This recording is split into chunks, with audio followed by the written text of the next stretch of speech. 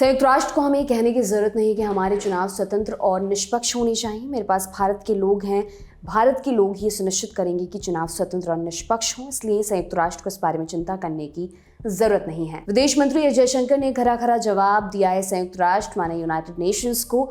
केरला में एक चुनावी सभा को संबोधित करते हुए भारत के विदेश मंत्री ने कहा कि देश में स्वतंत्र और निष्पक्ष चुनाव होने चाहिए।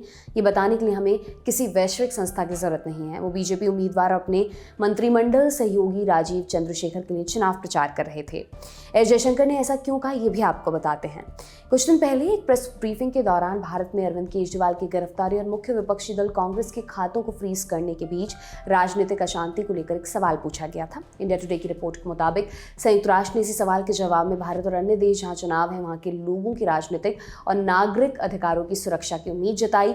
संयुक्त राष्ट्र महासचिव एंटोनियो गुटेरेस के प्रवक्ता स्टीफन डुजारिक ने कहा, हमें बहुत उम्मीद है भारत में जैसे कि चुनाव वाले किसी भी देश में होता है, सभी के अधिकारों के साथ साथ राजनीतिक और नागरिक अधिकार भी सुरक्षित होंगे और हर व्यक्ति स्वतंत्र और निष्पक्ष माहौल में मतदान करने में सक्षम होगा। अब इसी को लेकर विदेश मंत्री एस जयशंकर का बयान सामने आया है। इससे पहले अमेरिकी विदेश मंत्रालय की प्रेस कॉन्फ्रेंस में अरविंद केजरीवाल की गिरफ्तारी से जुड़ा सवाल पूछा गया था, जिस पर प्रवक्ता मैथ्यू मिलर ने जवाब दिया था कि मामले पर हमारी नज़र बनी हुई है। हमारी उम्मीद है कि इसमें निष्पक्ष, पारदर्शी और समय संगत कानूनी प्रक्रिया का पालन होगा।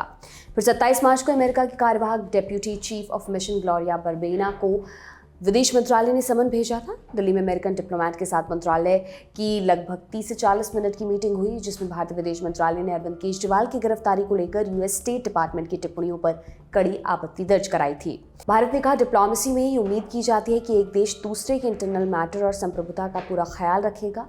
लोकतांत्रिक व्यवस्था में जिम्मेदारी और बढ़ जाती है। ऐसा नहीं करने से गलत परंपरा शुरू हो सकती है। उधर दिल्ली के मुख्यमंत्री अरविंद केजरीवाल की गिरफ्तारी पर जर्मन डिप्लोमेट ने भी कमेंट किया था। भारत ने उस डिप्लोमेट को समन भेजा था।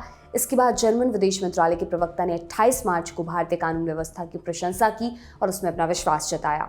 इंडिया टुडे से जुड़ी गीता मोहन की एक रिपोर्ट के मुताबिक जर्मन विदेश मंत्रालय ने भारत को एशिया में एक महत्वपूर्ण साझेदार बताया। उन्होंने कहा कि वो खुद भारत में तैनात रहे, इसलिए इस बात को खुद के नजरिए से कह सकते हैं कि भारतीय संविधान मौलिक मानवीय मूल्यों और स्वतंत्रता की गारंटी देता है और जर्मनी एशिया में भारत के साथ एक महत्वपूर्ण पार्टनर के रूप में इन लोकतांत्रिक मूल्यों को साझा करता है। उन्होंने आगे कहा कि इस विषय पर इससे पहले विदेश मंत्रालय के साथ बातचीत की गई। जर्मन मंत्रालय ने इस बात पर जोर देकर कहा कि भारत और जर्मनी एक दूसरे के सहयोगी बनकर एक साथ भरोसे का माहौल बनाने में विश्वास रखते हैं। इससे पहले 23 मार्च को विदेश मामलों के प्रवक्ता ने उम्मीद जताई थी कि केजरीवाल मामले में न्यायपालिका की स्वतंत्रता और बुनियादी लोकतांत्रिक सिद्धांतों का पालन किया जाएगा। उन्होंने कहा था कि आरोपों का समन करने वाले किसी भी इंसान की तरह केजरीवाल निष्पक्ष सुनवाई के हकदार हैं। बिना किसी प्रतिबंध के कानून में उपलब्ध सभी तरीकों का उपयोग किया जाना चाहिए। बहरहाल भारत में होने वाले लोकसभा चुनावों की चर्चा दुनिया भर में है, सबकी नजरें इस पर हैं और विदेश मंत्री एस जयशंकर की कड़ी प्रतिक्रिया जो उन्होंने यूएन को दी, उसे दुनिया भर के लिए एक मैसेज के तौर पर भी देखा जा रहा है। आप इस पर क्या सोचते हैं, कमेंट बॉक्स में हमें ज़रूर बताएं। ये तमाम जानकारी आपके लिए इकट्ठा की है हमारी साथी शिवानी ने। मेरा नाम दिव्यांशी सुमराव है। देखते रहिए दी लंदन टॉप। बहुत बहुत शुक्रिया।